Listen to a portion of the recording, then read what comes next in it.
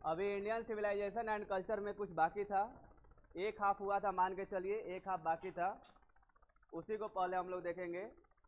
उससे पहले कुछ बातें, और सबको नहीं हल्ला करना है, कुछ ही लोग बताएंगे जिनको शायद हम इशारा करें तो समझ जाए कि उन्हीं से पूछा जा रहा है। सब कोई बताता है तो किसी का हम समझ ही नहीं पाते हैं, या कुछ लोग पार हो जाता है उसी भीड़ में हल्ला में कि हाँ हम यही बोलनी है। तो ऐसा वाला काम नहीं करना है, कम से कम हमको पता चले कि हाँ आप लोग को याद है कि नहीं है, पढ़ा रहे हैं तो काम हो पा रहा है कि नहीं हो पा रहा है।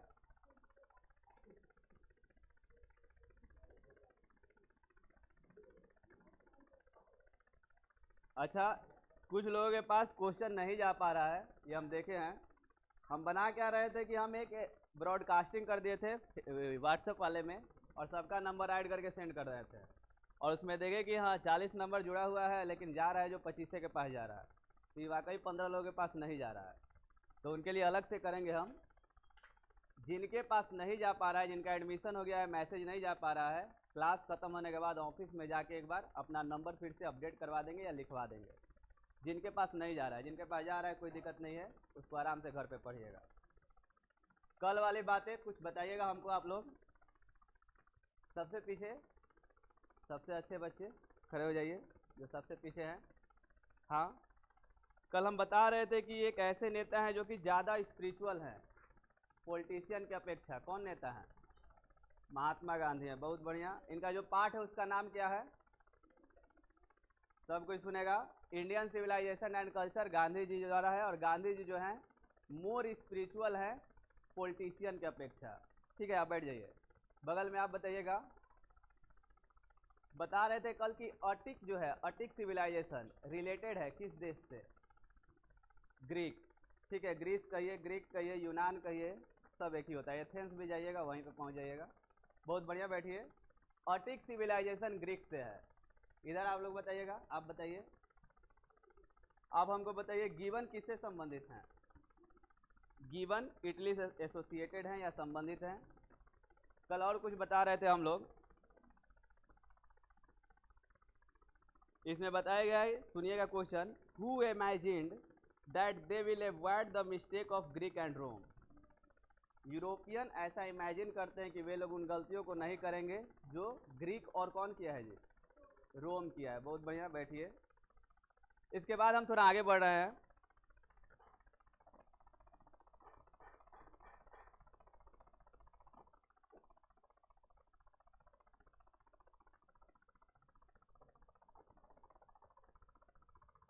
तो ये कल 20 तक किए थे, 20 के बाद आज है। सबसे पहला क्वेश्चन आपका है, गांधी जी वेंट टू चंपारण इन, पता है आप लोग को? 1917 में, 1917 में गांधी जी जो हैं चंपारण गए थे। इसके बाद देखिए आगे, the people of Europeans are inspired by, inspired हो गए थे किनके लेखन से? ग्रीक, यूनानी और रोम। रोम कहाँ है जी, किस देश में है? इटली। इटली का राजधानी है रोम। तो यूनानियों से, ग्रीक से और रोमन लेखकों से, राइटर्स से यूरोप के लोग प्रभावित थे, और ये सोचते हैं कि उन गलतियों को हम नहीं करेंगे जो गलती लोग कर चुके हैं। तो ये था आपका सेकंड। थर्ड है वेल्थ एंड लग्जरियस। वेल्थ, धन और luxury do not make a happy. मनुष्यों को ये सब चीज़ हैप्पी नहीं बना सकता। कैसे नहीं बना सकता? कुछ दिमाग में आ रहा है? पैसा रहबे करेगा तो हैप्पी कैसे नहीं रहेगा जी? हो सकता है? कह रहा है क्या? वेल्थ एंड लग्जरी, पैसा और लग्जरी, सुविधा मनुष्य को हैप्पी नहीं बना सकता। ये पहला का बात था, आपका नहीं है ना। अब तो पैसा है तो सब कुछ है। पहले गांधी जी कहते थे कि क्या है ये? मानसिक स्थिति है, खुशी। एक और ऑब्जेक्टिव शायद आपको मिलेगा कि हैप्पीनेस जो है, हैप्पीनेस एक मेंटल कंडीशन है। फिर आवाज आ रहा है आप लोग का? हैप्पीनेस एक मानसिक स्थिति है, ये हमारे पूर्वजों का कहना था। कहने का मतलब मन में आप मान लीजिएगा कि हमको खुश रहना है तो रहना है। आप ही में देखिएगा कुछ बच्चे हैं हमेशा नाखुश हैं, कंप्लेन उनका छूटवे नहीं करता है। सर बढ़िया ना पढ़ेलन, हाँ नंबर कम होता, सर कम। एक बच्चा पहले था शुरुआती दौर में, कुछ बार 5-6 बार हमसे बोला था कोर्स खत्म हो जाए नो, हो जाए नो। और उसको शुरू से काज ने कौन टेंशन है। कुछ लोग छोड़ के चले गए कि ना कोर्स लाया तो सर खत्म ना करी हन। इतना ज़्यादा प्रेशर लेने का क्या जरूरत है। तो उनका दिमाग जो है सेट है, उनको कहीं ना कहीं से कमी खोज लेना है। जीवन में अपना आप को निगेटिव देखते रहेंगे। और कुछ लोग कौनो चीज़ है, काल परीक्षा में आजो खुश है, सब टेंशन है नहीं जाए लिखाई जाए नो। तो उसका मेंटल कंडीशन है, वो मानसिक स्थिति बना लेंगे कि हमको खुश रहना है। तो ये पूर्वजों का कहना होता है कि हैप्पीनेस जो है पैसा से नहीं आता है, मन की स्थिति से आता है। अगर मन को आप कंट्रोल में रखे हैं, गांधी जी वाला चैप्टर में बताए थे, तो आप खुश है। और मन आका जो सोचना है वो सोच ही लीजिएगा, चाहे कैसे भी आप माहौल बना ही लीजिएगा। रोने का मन है रोइए लीजिएगा, और खुश रहने का मन है हो ही जाइएगा। तो वही मन की स्थिति पे डिपेंड करता है। मन को कंट्रोल किए सारा बात हो जाएगा। अगला देखिए, आवर सिविलाइजेशन इज मोर, बहुत ज़्यादा क्या है, than that have gone before it. Any दूसरे से सबसे ज़्यादा हमारा सिविलाइजेशन क्या है, जय सिक्योर है। दूसरे सिविलाइजेशन की अपेक्षा हमारा सिविलाइजेशन जो है सिक्योर है, ज़्यादा सिक्योर है, ज़्यादा दिन तक जीवित भी है। अगला देखिए, ये तो सब कोई जानता है, जो नहीं जानता है पढ़ने लायक भी नहीं है। Is known as the father of nation, और बापू भी लिख दिया है। अब क्या लिखे, अब बढ़िया से लिख दिया है। इस पे ज़्यादा चर्चा नहीं होगा, इस पे चर्चा हो सकता है।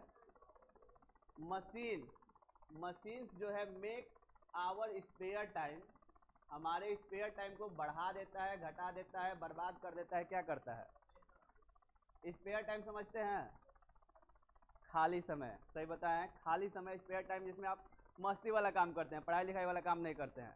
तो मशीन उस समय को क्या करता है, घटाता है जी, और बढ़ा देता है। कैसे बढ़ा देता है, मशीन से काम जल्दी हो जा रहा है।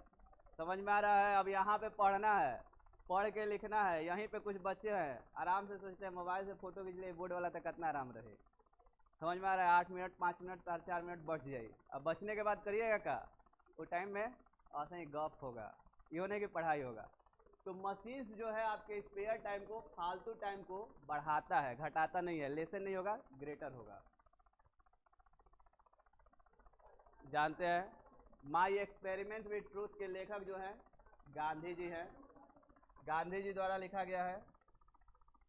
इसका मतलब बताइए, the people of Europe learn their lesson from the writings of, बार बार एक बात आ रहा है, आई बात घुस गया है ना, कम से कम 4 से 5 बार आ गया कि हमारे जो यूरोप के लोग थे, भारतीय ने यूरोप के लोग, वे लोग ग्रीक और रोम से ही सारा चीज़ सीखे हैं। ग्रीक और रोम से ही, बार बार मिल रहा है, घुमा फिरा के मिल रहा है। ये तो सबको याद होना चाहिए, बहुत बढ़िया से बताए हैं। माइंड जो है रेस्टलेस बर्ड है, मन एक अशांत पक्षी है। द मोर इट गेट्स, इसको जितना ज़्यादा दीजिएगा उतना ज़्यादा डिमांड करेगा। जितना सुख सुविधा दे दीजिए, जैसे वो ब्लैक बोर्ड से अब स्मार्ट बोर्ड पे आ गए, फिर भी सोचेगा कुछ और बढ़िया हो जाओ, मन मानेगा नहीं। मन जो है अशांत पक्षी होता है, बर्ड, याद रखिएगा। ये एक स्टेटमेंट है गांधी जी का, the mind is a restless bird. I am no hater of the west, याद रखिएगा। वेस्ट मतलब वेस्टर्न सिविलाइजेशन भी लिखता है।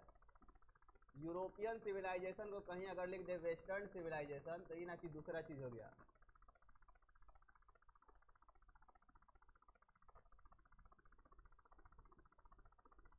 दोनों एक ही चीज है जी।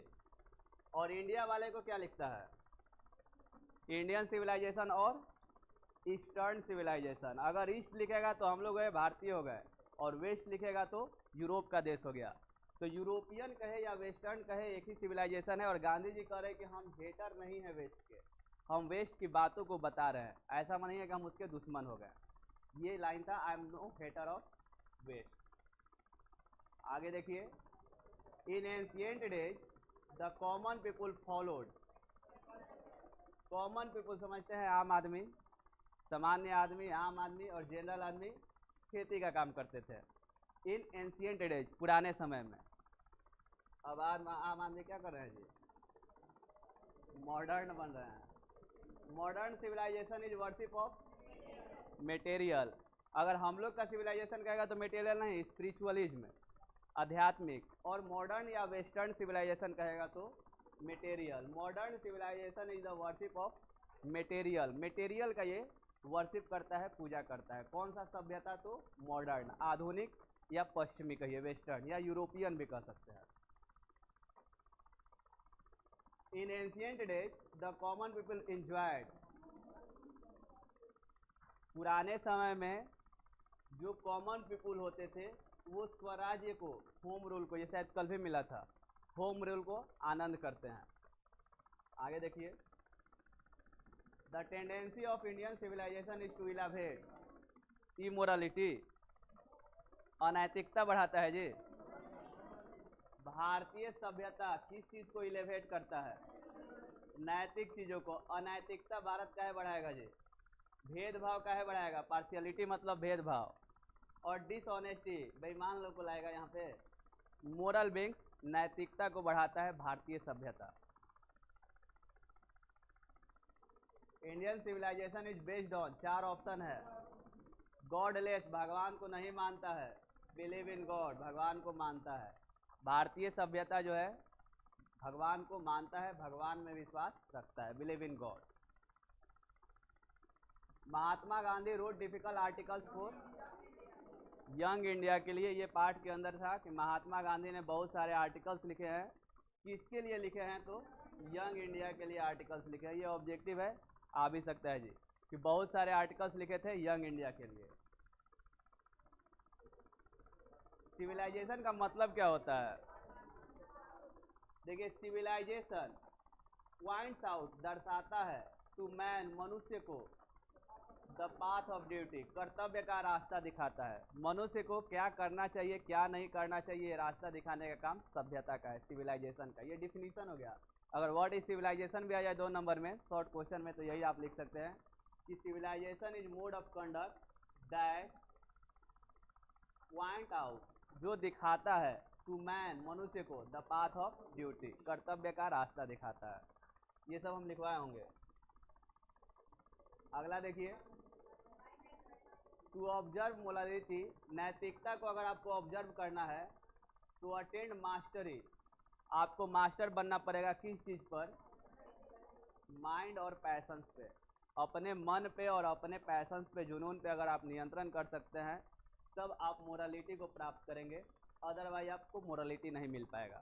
ये गांधी जी का स्टेटमेंट है कि to observe morality is to attend mastery over mind and passion, मन और पैशन पे कंट्रोल करके आप मोरालिटी को प्राप्त कर सकते हैं।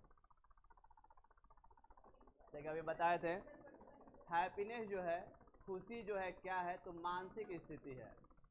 खूब पैसा दे दीजिए तो खुश हो जाएंगे, ऐसा बात नहीं है। अंबानी जी खुश नहीं है, बहुत टेंशन में है कि अरे हमारा से पहले का अमीर आदमी कौन बन जाए, हमें बहुत मेहनत करे के बाद। तो पैसे से ही खुशी नहीं मिलता है, पैसा के साथ साथ मेंटल स्थिति चाहिए आपका ठीक, मेंटल कंडीशन।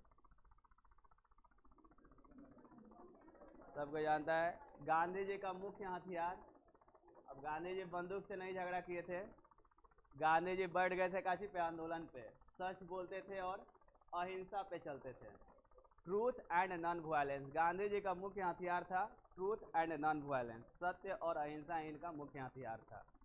और यही आपका टोटल ऑब्जेक्टिव हुआ लेसन 1 से। इतना ऑब्जेक्टिव 2 बार 3 बार आप पढ़ लीजिएगा कभी भी, इसका पीडीएफ आपको चलिए जा रहा है, क्वेश्चन चल जा रहा है, तो इससे ज़्यादा लेसन 1 से तो पक्का नहीं देगा। हो सकता है दूसरे लेसन से, लेसन 1 से इससे ज़्यादा क्या देगा? 1-2 क्वेश्चन है उठाना है, तो इसी में से आ जाएगा। आपका काम है कि ये सब आपके दिमाग पे रहे, ऑप्शन मिले तो दिख जाए और आप आराम से टिक कर दीजिए। इना कि ऑप्शन मिल गया उस समय भूल गए। ट्रूथ एंड नॉन वायलेंस के जब मार दिए न्यूक्लियर बम, कि 45 में पटकाया था, तो 45 में गांधी जी नहीं पटके थे, इस बात को ध्यान में रखना है। तो यही था आपका लेसन 1 के लिए।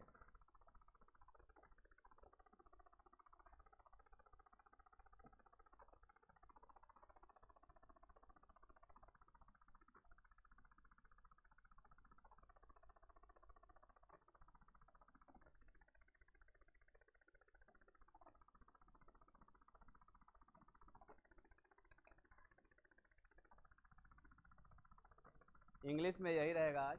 और एक सूचना है कि कल क्लास बंद रहेगा, क्योंकि बहुत लोगों का एग्ज़ाम है 23 तारीख को, तो कल बंद रहेगा। मंडे को हम लोग पढ़ेंगे अब। और एक बात है कि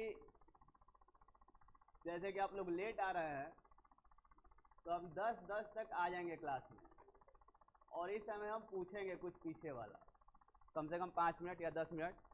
तो आप लोग 10 तक जरूर आ जाइए, जो आ सकते हैं। जो लेट दूर से आ रहे हैं, 5-10 मिनट लेट ला रहे हैं, उसका तो अलग बात है। या कुछ शौक से आ रहे हैं, बड़ी चाय पी रहे हैं, तो वो लोग टाइम से आ जाएंगे। चाय पीना उतना ज़रूरी नहीं है।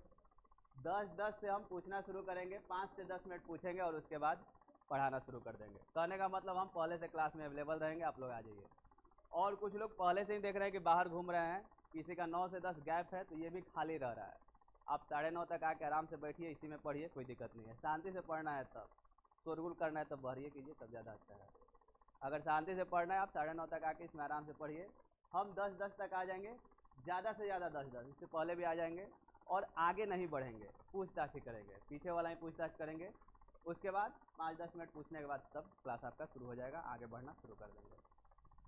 कल वाला थोड़ा बात कर लेते हैं हम लोग। एक चैप्टर था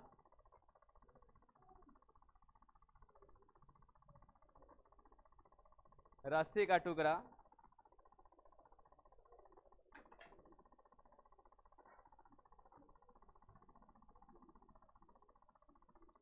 और रस्सी के टुकड़े के बारे में कुछ क्वेश्चन था, कुछ लोग बताएंगे। आप बताइए बालक।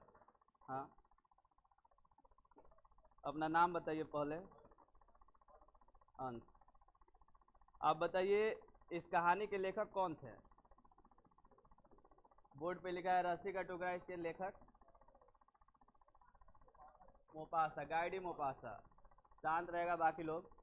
गाइडी मोपासा कहाँ के थे? फ्रांस के थे। इनका जीवन काल ठीक है 1850 से 1893 तक था। ठीक है, आप बैठिए। आप बताइए पीछे। हाँ, आप बताइए गाइडी मोपासा जो लिखे हैं रस्सी का टुकड़ा, इसमें किस स्थान पे साप्ताहिक हाट लग रहा है? गोदरविल में। और किस दिन लगता है? मंगलवार को साप्ताहिक हाट लगता है। जहाँ पे कहानी के जो मुख्य पात्र हैं, जिनका नाम क्या है? होसे कम, कहाँ के निवासी हैं? ब्रोत के निवासी है। बहुत बढ़िया, ब्रोत के निवासी। आप बैठ जाइए। आप बताइए। आप बताइएगा ब्रोत के निवासी होसे कम जो हैं। अच्छा, आप बता रहे हैं, बताइए आप ही। ठीक है, आप बताइए। अलका। इनका विवाद किससे हो गया? मलांदे से। मलांदे से किस बात को लेकर विवाद था? घोड़े के जीन को लेकर। और मलांदे का काम क्या था? घोड़े का कार्ड बनाना। बैठ जाइए। इसके बाद कोई हमको बताएंगे? कोई भी? कोई इच्छा नहीं कर रहा है कि हमारा सर उठाइए? बोलिए, आप पूछिए। आप बताइएगा हमको कि भोजनालय किनका था जहाँ वे लोग भोजन कर रहे थे? जुर्दा का भोजनालय था, आप लोग को याद होगा। उस समय अचानक नगाड़ा बजने लगता है। नगाड़ा कौन बजाता है? मुनादी करने वाले। मुनादी करना मतलब घोषणा करना। नगाड़ा कौन बजाता है? तो मुनादी करने वाले। और एक घोषणा करते हैं। घोषणे में क्या पता चलता है? काले चमड़े का बटुआ खो गया, जिसमें क्या है? 20 फ्रैंक है। हंसने का बात नहीं है, खड़ा कर देंगे तो रोने लगिएगा। ठीक है, 500 फ्रैंक और व्यापार से संबंधित कागजात है। ये बताए थे कि ये बटुआ किसका है?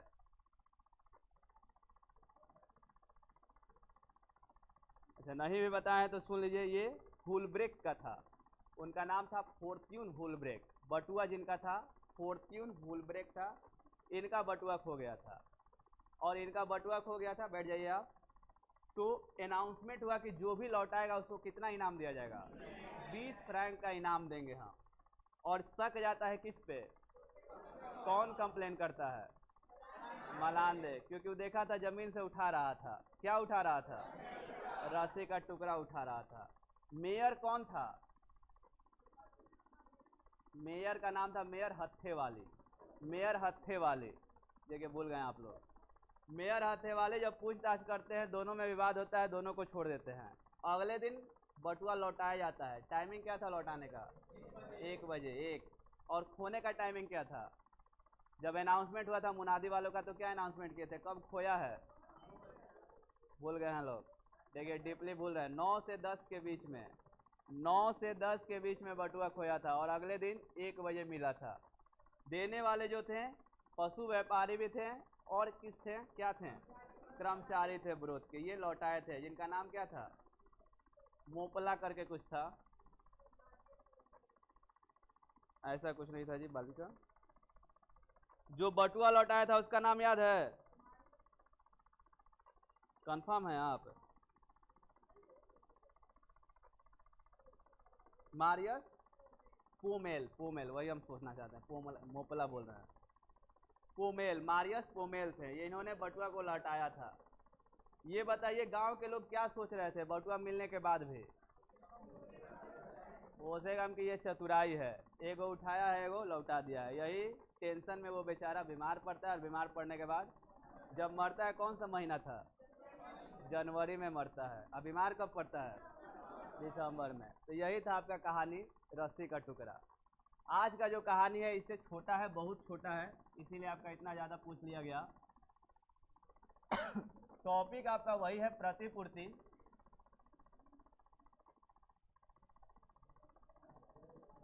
फिर बात आप लोग का, ये क्या समस्या है जी, बीमारी आप लोग को? और पाठ का नाम है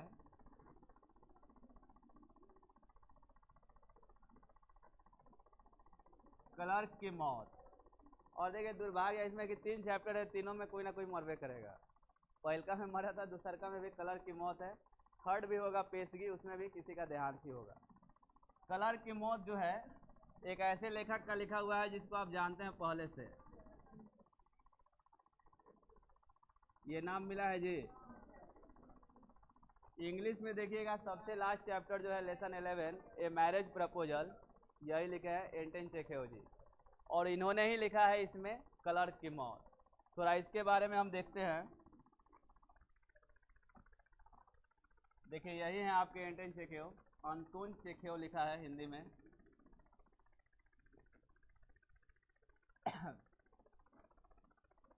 पाठ का नाम है क्लर्क की मौत, और लेखक हैं एंटन चेखेव, जिनका जीवन काल आपके सामने है 1860 से लेकर 1904 तक, दिमाग में सेट कर लीजिएगा, 1860 से 1904। रूसी कथाकार, समझ में आ गया कहाँ के हैं, रूस के हैं। एंटन चेखेव जो है रूस के हैं। नाटककार, चेखेव की गिनती विश्व के सार्वकालिक महान लेखकों में होती है, होने दीजिए। उनका लेखन शासन व्यवस्था और उनके तंत्र की अमानवीयता को रेसे रेसे में उघाड़ता है। ये शायद पूछा हुआ था एक लाइन कि कौन से लेखक है जिनकी शासन व्यवस्था और उसके तंत्र की अमानवीयता को रेसे रेसे में उघाड़ने का काम करता है। तो ये एंटन चेखेव जी करते हैं। मान के इनके किताबों में अमानवीय व्यवस्था को दिखाया जाता है, शासन व्यवस्था में क्या कमी है ये सब दिखाया जाता है। तो ये दिखाने का काम करते हैं एंटन चेखेव जी। आम आदमी को निरुपायता, उसकी लाचारगी रह रहकर उसके लेखन में उभरती है। चेखेव की कला विडंबना, कुछ खास बात नहीं है, जहाँ खास होगा उसी पे हम जाएंगे। फिलहाल आपके लिए यही जानना है कि एंटन चेखेव जी रूस के हैं और 1860 में जन्म हुआ है, 1904 में मृत्यु हुआ है। फिर हम आगे बढ़ेंगे।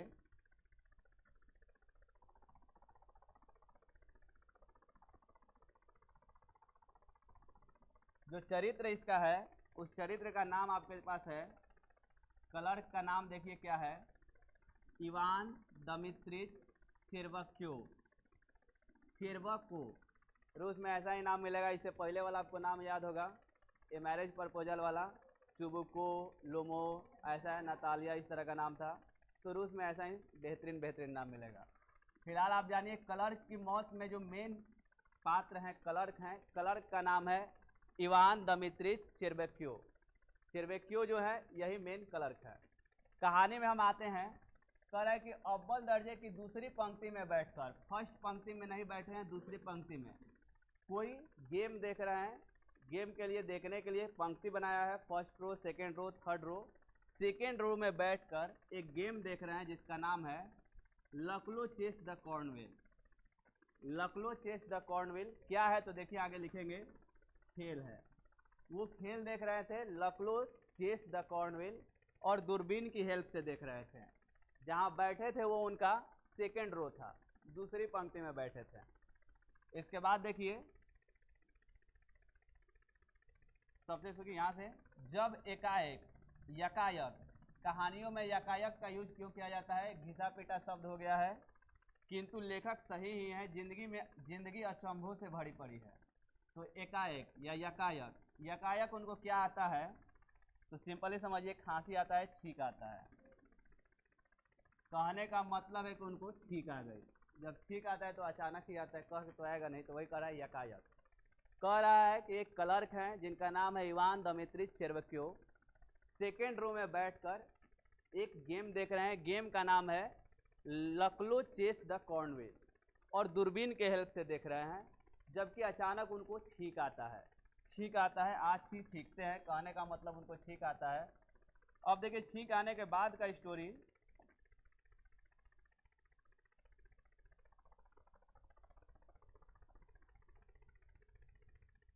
हर कोई छींकता है, चेरेवक्यो को इससे कोई झेप नहीं लगी, कोई तरह का दिक्कत नहीं हुआ, छींके तो छींकना स्वभाव है। रुमाल से उसने अपनी नाक पोंछी और एक शिष्ट व्यक्ति होते हुए अपने चारों तरफ देखा कि कहीं उसकी छींक से किसी को असुविधा तो नहीं हुई। और तभी यह सचमुच झेप गया, क्योंकि उसने एक वृद्ध व्यक्ति को पहली पंक्ति में अपने ठीक आगे जो बैठा था, अपनी गंजी खोपड़ी और गर्दन को दस्ताने से पोंछ रहा था। समझ में आ गया कहाँ छींका है? फर्स्ट रो में एक बुजुर्ग आदमी है और उसके ठीक आगे बैठे हैं, वो अपनी गंजी खोपड़ी को, समझ में आ गया है, बहुत सारा बाल नहीं था कि था जी, और गर्दन को दस्ताने से पोंछ रहे थे, मतलब छींका है ठीक आगे वाले पर। अब आगे देखते हैं।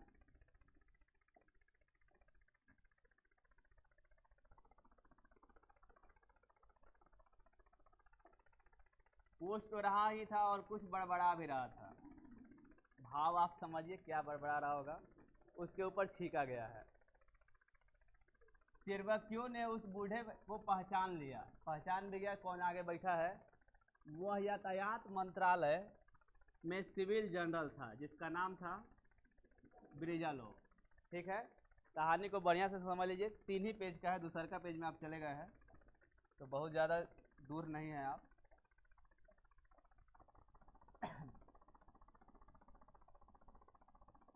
कहानी एक क्लर्क का नाम है, थोड़ा बहुत आगे पीछे हो सकता है लिखावट में, इसीलिए हम बुक भी निकाल के सामने रख रहे हैं। चेरेवक्यो, ये जो है लकलो चेस द कॉर्नवेल, यही नाम था जी। एक गेम है जिसको दूरबीन की सहायता से देख रहे थे। जैसे क्रिकेट या तो मान लीजिए सबसे, आप वहाँ बैठ के थोड़े देख सकते हैं बढ़िया से, या तो जूम कीजिएगा मोबाइल में या तो दूरबीन लगाइएगा, बढ़िया से दिखेगा। तो ऐसा ही कोई गेम है, उसको बैठ के देख रहे हैं। देखते समय कहाँ बैठे हुए हैं? तो सेकेंड पंक्ति में बैठे हुए हैं, फर्स्ट पंक्ति में नहीं है। और इनको यकायक यूज किया गया है, यकायक। छींक आती है, जब वो छींकते हैं तो सामने यातायात मंत्रालय के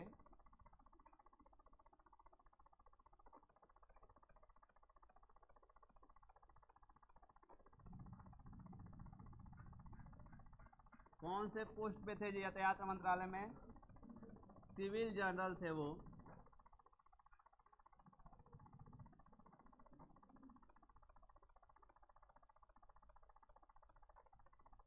ब्रिजालोव पर सीख देते हैं। अभी इतना ही चीज़ आप सीखे नहीं, जाने इसमें सीखना क्या है। क्लर्क एक है जो कि एक गेम देख रहा है, सेकेंड पंक्ति में बैठकर देख रहा है, अचानक छींकता है यातायात मंत्रालय के सिविल जनरल पे। इसके बाद हम आगे बढ़ेंगे। मैंने उनके ऊपर छींका है, ये बात उसको फील हो रहा है कि ला हम उनके शरीर पे छींक दिए हैं। चेरेवक्यो ने सोचा वह मेरे अफसर नहीं है। पहले तो सोचा कि हमारे ही अफसर नहीं है ना, तो नौकरी से निकाल देंगे। वो यातायात मंत्रालय के हैं तो थोड़ा रिलैक्स हो जाता है कि हमारे सेक्शन के नहीं है। यह सही है, किंतु तब भी कितना भद्दा है, मुझे माफ़ी मांगनी चाहिए। वो जो क्लर्क है उसके फील होता है कि हमारे अफसर नहीं है, फिर भी अफसर तो हैं, इनसे माफ़ी मांगना चाहिए। हल्के से खांस कर चेरेवक्यो आगे की ओर झुका, खास कर, खांसा नहीं है, खास कर, हल्के से आगे झुका और जनरल के कान में फुसफुसाया, मैं क्षमा प्रार्थी हूँ महानुभाव, मैं छीका था, मेरा मतलब यह नहीं था कि अजी कोई बात नहीं। इस पे रिप्लाई आता है अजी कोई बात नहीं। ये कौन बोल रहेगा जी? जो जनरल है वो बोलेगा कोई बात नहीं। मतलब कि माफ़ी मांगने का प्रयास किया कि गलती से छिका गया है, माफ़ कीजिए, तो कह रहा है कोई बात नहीं, और यहीं पे मुद्दा को ख़त्म कर देना चाहिए, लेकिन ये मुद्दा ख़त्म नहीं करेगा। देखिएगा कितना लंबा ले जाएगा। पहली बार माफ़ी मांगा तो रिप्लाई दिया गया अजी कोई बात नहीं। ये आपको याद रखना है कि पहली बार रिप्लाई आया था अजी कोई बात नहीं, क्योंकि बार बार रिप्लाई आएगा। कृपया मुझे क्षमा कर दें, मैं यह जानबूझकर नहीं किया था। अब इस पर क्या रिप्लाई आ रहा है? क्या तुम चुप नहीं रह सकते, मुझे सुनने दो। अरे कि तो छींक दिया, ऊपर से परेशान कर रहा है। सिंपल है कि अब चुप रहो, हमको सुनने दो भाई, जो देख रहे हैं देखने दो, चाहे गेम सुनने दो। एक बार कह रहा है जनरल कि अजी कोई बात नहीं होता है, फिर कह रहे हैं कि क्या तुम चुप नहीं रह सकते, मुझे अब चुपचाप सुनने दो। कुछ हड़बड़ाया हुआ चिरक्यो झेप में मुस्कुराया और खेल की तरफ मन लगाने की कोशिश कर गया। कहा कि चलिए ठीक हो गया, अब खेल देखा जाए, गेम देखा जाए। वह खेल देख रहा था किंतु आनंद नहीं आ रहा था। खेल तो देख रहा था लेकिन ध्यान उसका खेल पे था नहीं। उसको लग रहा था कि गलती हो गई हमारा से। बेचैनी उसका पीछा नहीं छोड़ रही थी। मध्यांतर में वह ब्रिजालो के पास पहुंचा। मध्यांतर समझते हैं ना? इंटरवल में फिर से पहुंच गया ब्रिजालो जी के पास, जनरल के पास। थोड़ी देर उनके आसपास घूमा और फिर साहस करके बटोर कर मिनमिनाया। मिनमिनाया मतलब बुदबुदाया, मतलब धीरे से हल्के आवाज में कहा। मतलब एक बार जब खांसा तो देखा आगे कौन है, तो भाई सिविल जनरल साहब है। जब बोला कि क्षमा प्रार्थी हो तो कोई बात नहीं है, रहने दो। फिर बोला कि माफ़ कर दीजिए, तो कहें कि चुपचाप रहो, चुपचाप अपना देखो जिसके लिए आए हो। फिर भी नहीं माना, मध्यांतर में फिर से चला गया। और अब जाके क्या कर रहा है? हुजूर, मैं आपके ऊपर छींक दिया, मुझे क्षमा करें, आप जानते हैं मेरा यह मतलब नहीं है। मतलब अपना सफाई दे रहा है कि गलती से हुआ है। इस पे क्या रिप्लाई आएगा देखिए।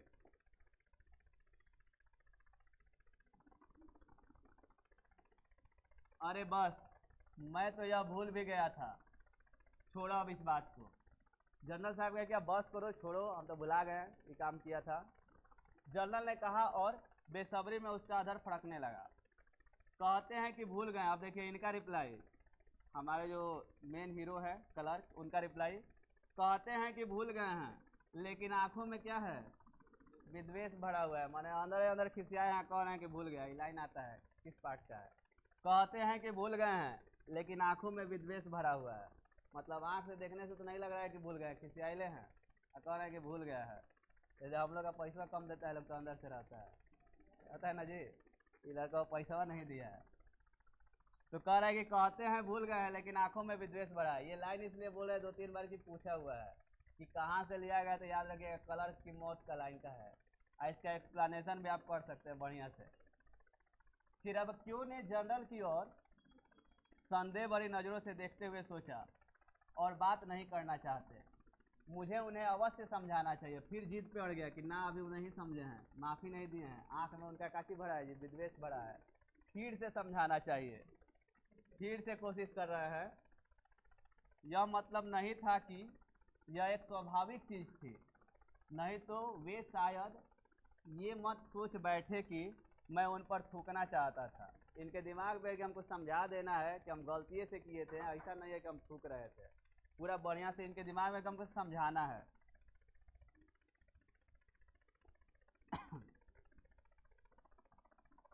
फिर देखिए लिख रहा है कि घर पहुंच गया। चिरक्यो अपने पत्नी को अपने अभद्र व्यवहार के बारे में बताया कि आज देखिए ऐसे ऐसे हो गया। घर जाके शेयर कर रहा है अपनी वाइफ से कि ऐसे ऐसे हो गया था। उसकी बीवी ने इस घटना की बात बड़ी बेपरवाही से सुनी, ज़्यादा ध्यान नहीं दी। पहले वो सहम गई, पहले तो डर गई, पर यह जानकर कि ब्रिजालो पराया अफसर है, अपना वाला अफसर नहीं है, निश्चिंत हो गई। पहले उसको टेंशन हो गया कि अपने मालिक नहीं ना है, ना तो नौकरी से निकाल देंगे, लेकिन बाद में वो रिलैक्स हो गई कि यार ये पराया अफसर है, कोई टेंशन नहीं है, वो रिलैक्स हो गई। लेकिन मेरा ख्याल है कि तुम्हें जानकर जाकर माफ़ी मांगनी चाहिए। लेकिन एक एडवाइस दे दी पत्नी जी भी कि जाके एक बार तुमको माफ़ी मांग लेना चाहिए, बढ़िया काम नहीं की हो। उसने कहा नहीं तो वह सोचेंगे कि तुम्हें भले आदमियों में बैठने का शऊर नहीं है। मतलब वाइफ भी इसको सजेस्ट करते हैं कि माफ़ी मांग लेना चाहिए, ना तो उसको लगेगा कि भला इंसान वो नहीं है। मतलब पहले ही से 2-3 बार माफ़ी मांग चुका है, फिर से दिमाग में आ रहा है कि ना जाके भी माफ़ी मांगना चाहिए। फिर देखिए एक बार जाएंगे माफ़ी मांगने।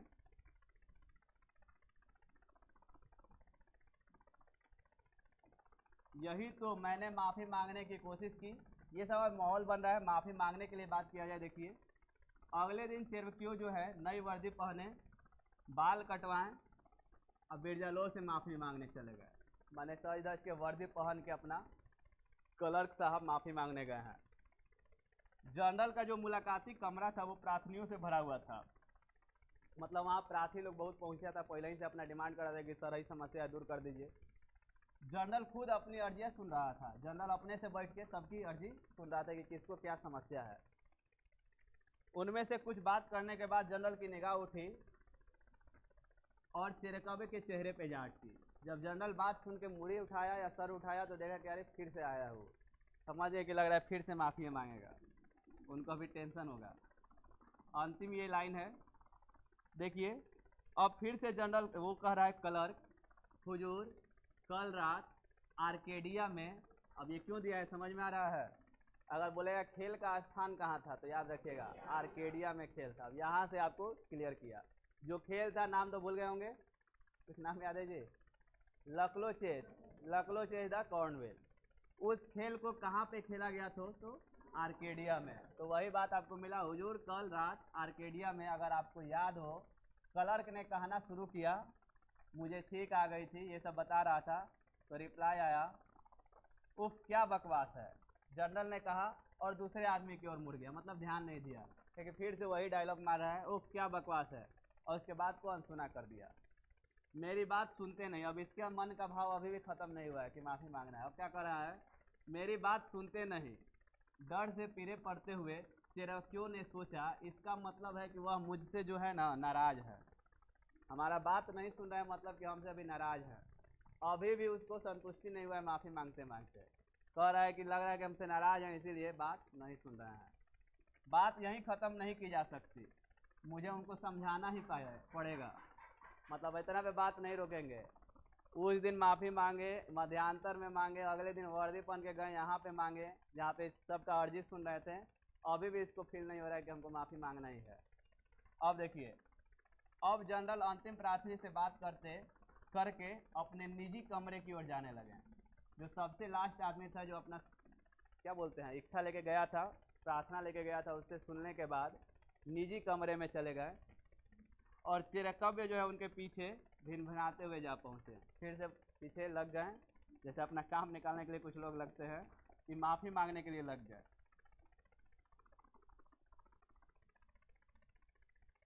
और देखिए क्या कह रहे हैं, हुजूर मुझे माफ़ करें, हार्दिक पश्चाताप के कारण मैं आपको कष्ट देने का दुस्साहस कर रहा हूँ। मतलब कि कह रहा है कि बार बार आ रहा हूँ क्योंकि मेरे अंदर क्या हो रही है, हार्दिक पश्चाताप हो रही है, बहुत ज़्यादा अफसोस हो रहा है, इसीलिए हम आ रहे हैं। जनरल ने रुआसा चेहरा बनाया। जनरल को अब ज़्यादा गुस्सा आ रहा है धीरे धीरे। हाथ हिलाया और तुम तो मेरा मजाक उड़ा रहे हो जनाब। अब रिप्लाई दे रहा है कि गजब आदमी हो यार, मजाक उड़ा के रख दिए हो। एक बार माफ़ी मांगोगे, 2 बार मांगोगे, कितना बार मांगोगे। तो रिप्लाई दे रहे हैं तुम तो मेरा मजाक उड़ा रहे हो जनाब। कहकर वह दरवाजे के पीछे छिप गया। अब उसे बचने लगा कि आएगा फिर परेशान करेगा, वो बोल के पीछे हट गया, दरवाजे के पीछे छिप गया। इसका रिप्लाई था अंतिम मीटिंग में कि तुम तो मजाक उड़ा रहे हो जनाब, मजाक। अब देखिए इसका दिमाग में फिर क्या चल रहा है। चिरक्यव्य ने सोचा मुझे तो इसमें कोई मजाक की बात नहीं दिखाई देती, जनरल है पर इतनी सी बात नहीं समझते हैं। उनको लग रहा है कि जनरल है इतना सा बात नहीं समझ रहे हैं, बहुत अच्छा। मैं इस भले आदमी को अब अपनी क्षमा प्रार्थनाओं से परेशान नहीं करूंगा। अब क्या लगा कि अब नहीं जाएंगे माफ़ी मांगने, परेशान नहीं करेंगे, बाहर में जाएं। वो कह रहे कि बाहर में जाए, ढेर माफ़ी मांग ली अब उनसे, मैं उन्हें एक पत्र लिख दूंगा। अब कहेंगे पत्र लिख दूंगा, अब मैं उनके पास जाऊंगा नहीं। कहेंगे अब माफ़ी ऐसे नहीं मांगेंगे, कह रहे हैं कि मजाक बना रहे हैं, अब पत्र लिख देंगे। मैं नहीं जाऊंगा बस, और दृढ़ निश्चय कर लिया कि नहीं जाएंगे। अब पत्र से माफ़ी मांगेंगे। माफ़ी मांगने का तरीका होगा पत्र। ऐसे ही विचारों में डूबा चिरक्यू वापस घर पहुंचा। ये सब सोच के पहुंच रहा है कि पत्र से माफ़ी मांगेंगे, अब हम जाकर उनके सामने माफ़ी नहीं मांगेंगे। पर उसने पत्र नहीं लिखा, लेकिन वो लिख नहीं पाया। उसने बहुत सोचा विचारा, लेकिन वह तय नहीं कर पाया कि बात किन शब्दों में लिखी जाए, आखिर लिखने के लिए क्या लिखे, उसको मुद्दा नहीं मिल पाया कि क्या लिखा जाए, इसलिए पत्र नहीं लिखा। अतः अगले दिन फिर मामला साफ करने के लिए जनरल के पास जाना पड़ा। अभी तक मामला साफ नहीं हुआ है, फिर से जाएगा जनरल के पास अगले दिन। श्रीमान, मैंने कल आपको कष्ट देने की जो हिम्मत की, मतलब इस तरह से बात करते जा रहा है।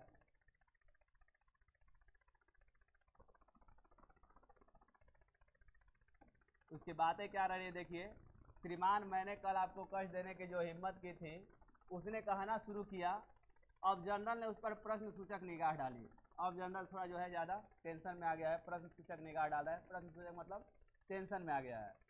आप पर हंसने के लिए नहीं, जैसा कि हुजूर ने कहा, अभी सफाई दे रहा है क्लर्क, जैसा कि हुजूर ने कहा, मैं आपके पास माफ़ी मांगने आया था कि आपको मेरी छींक से कष्ट हुआ।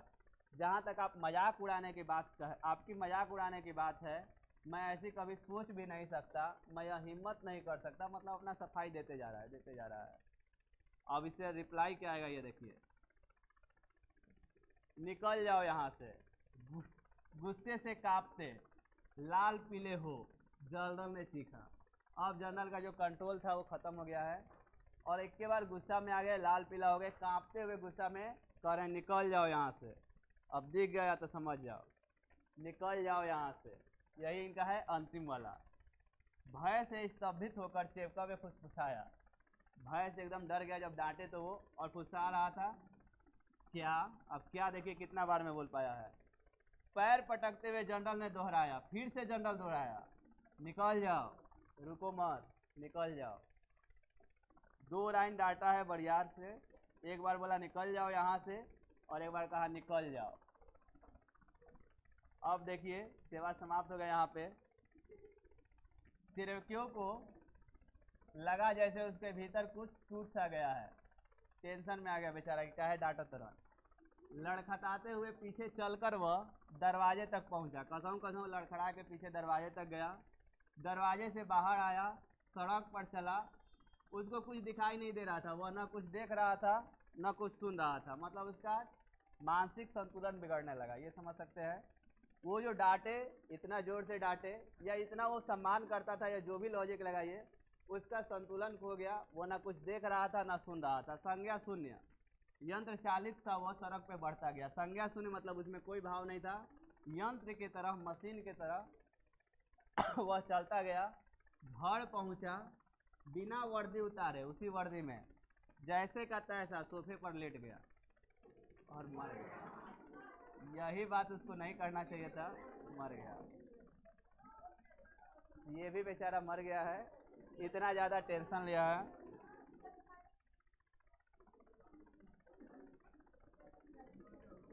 तो ये बताइए कुछ लोगों को इससे कुछ समझ में आ रहा है? बहुत ज़्यादा नहीं समझाना है।